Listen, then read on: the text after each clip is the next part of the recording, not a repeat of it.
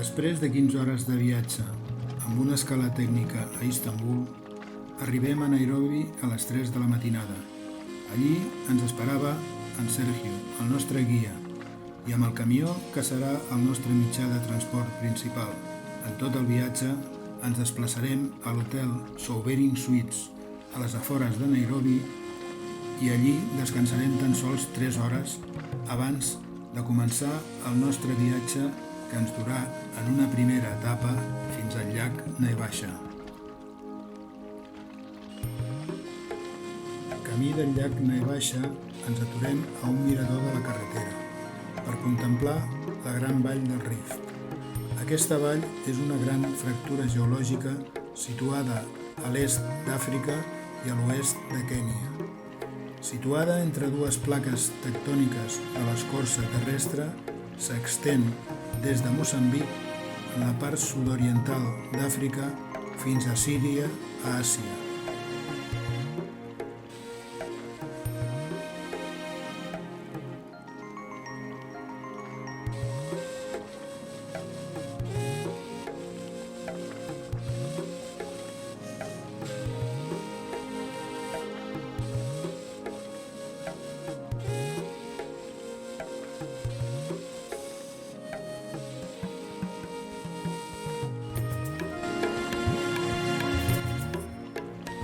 El llac Naivasha és un llac africà d'aigua dolça que es troba a Kènia, a les afores de la petita ciutat de Naivasha, en el comtat de Nakuru, al nord-oest de la capital, Nairobi. És un dels llacs més grans de la vall del Rift, que es troba a més altitud.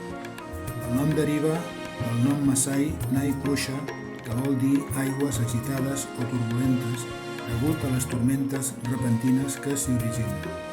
Al llac hi viuen més de 400 espècies d'aus diferents i una població considerable d'hipopòtams.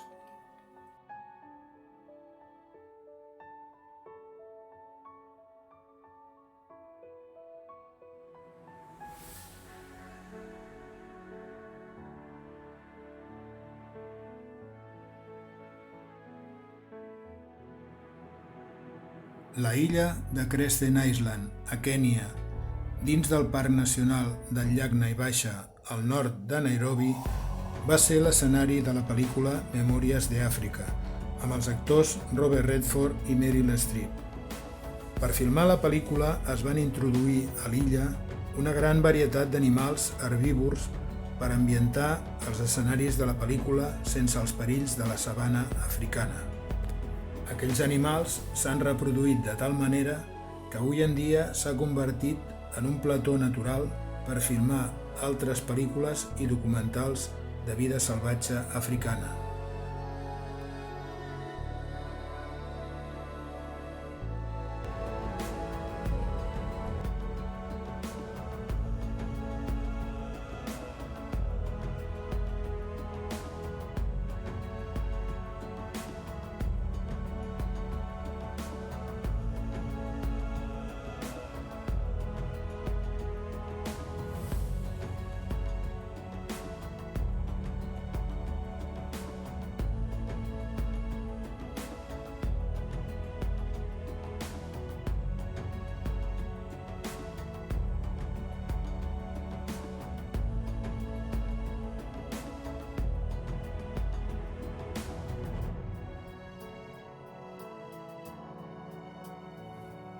El segon dia, de bon matí, agafem el camió i ens dirigim per una carretera asfaltada fins la reserva del Masai Mara.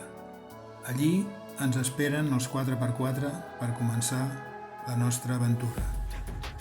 Ja d'un principi ens comencem a adonar de la gran quantitat i varietat d'animals salvatges que hi viuen en plena llibertat i que fan que el Masai Mara sigui patrimoni mundial de la humanitat. Aviat trobarem gran quantitat de zebres, girafes, elefants, búfals, gaseles i un gran etcètera interminable.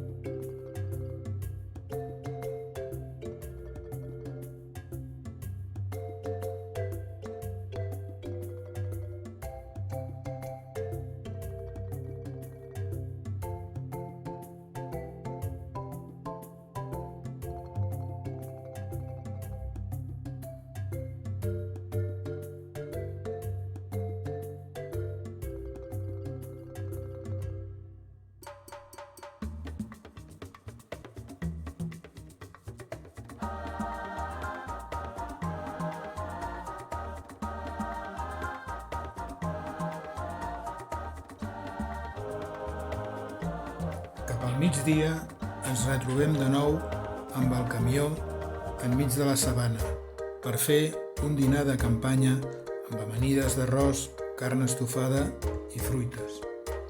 Després de dinar, reprenem el safari i amb gran sorpresa ens trobem una parella de guepards que tot just acabaven de caçar el seu àpat del dia, una gasela topi, i estaven vigilant que ningú se l'endugués.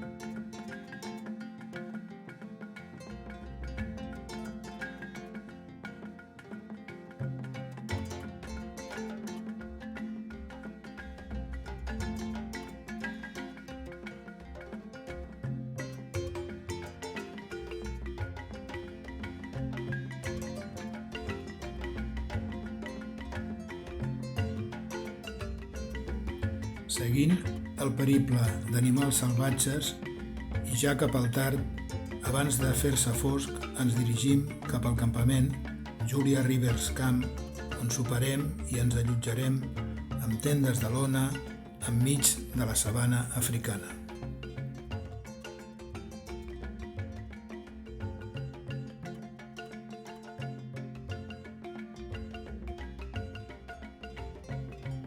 El tercer dia ens llevem encara de nit per sortir amb el 4x4 fins al punt de trobada per començar el nostre safari amb globus.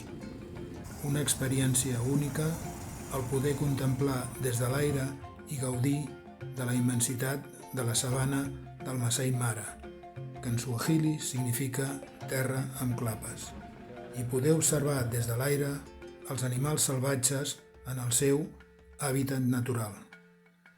Tot i que en aquesta època de l'any la gran migració i la major nombre d'animals es troba al parc veí del Serengeti, vàrem poder observar algunes girafes, zebres, primats, gaseles i hipopòtams que poblen el riu Talek.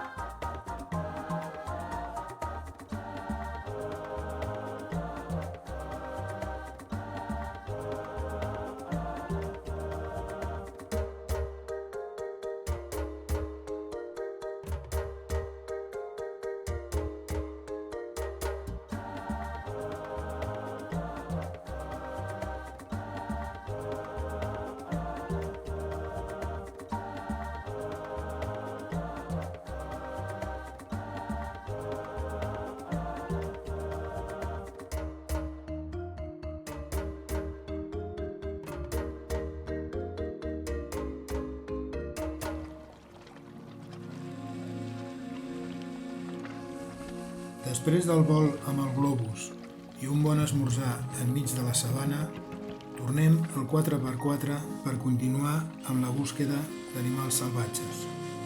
Amb tan mala fortuna que quan ens estàvem situant per filmar un leopard, se'ns va trencar el palier del Toyota, quedant la roda plegada sota el vehicle. Això, que en un principi ens podria haver esgarrat el dia, va servir per poder estar quasi 2 hores esperant els moviments de l'animal. I ens va permetre, gràcies a l'amabilitat d'un fotògraf que anava sol amb un guia i ens va acollir al seu tot terreny, el poder filmar unes imatges que desvetllen la crua realitat de la vida salvatge.